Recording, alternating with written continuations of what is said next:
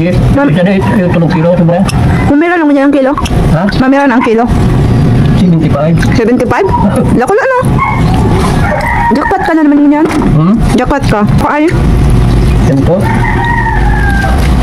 Kadakulok lang. Dako lang paggugo doon? Dako lang paggugo doon? Wala naman. Pero, hindi pa manalo yung okra. Ano naman. Sambulan lang?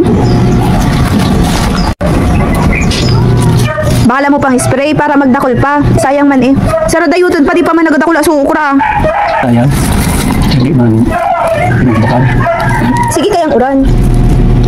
Tiga bakal pa ba yung reject? Dahil tinao na. 25 bukan. 25? Pwede na. Ayaw ito sobrang 2 kilo. Mga reject na pagaro ko yung bulotong.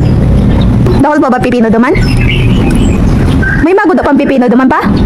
Wala na lang yan. Ay wala na. Sayang. Pag walang ulam, pwede na ito pritohin. Kadakot pa man maray, datean man lang ang reject.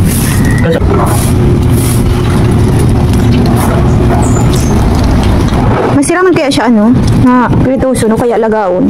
Manamis-namis. Yan ang piprito. Piprito, na pero pinakadabis yung prito. Buki ka na bang ko?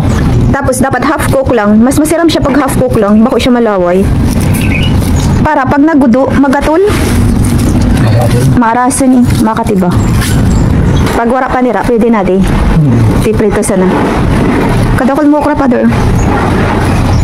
So, magad kita reject para may ulam. Tama na ni. Reject lang. Sayang man ni, nararaot lang. Nabubulok lang tapos wala na. Sayang man. O, di tama na ni. Kunti lang, sa tamang pangulam lang. Wala na yung pipino. Kinuha ko na baga.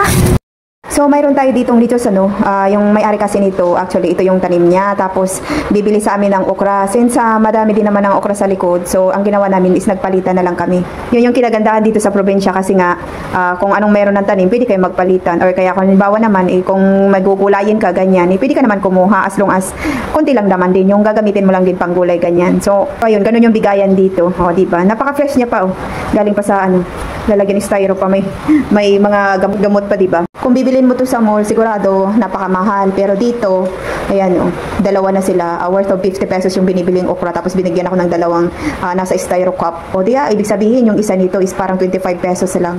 Di ba? Ang galing no? Hindi ko alam kung magkano yung binibigay niya sa iba kasi since ako kapitbahay, di ba? So parang naka-discounted na. Pero yun yung kinagandahan dito sa amin sa probinsya kasi pag mga ganitong mga tanim is napakamura na tapos fresh pa. Galing.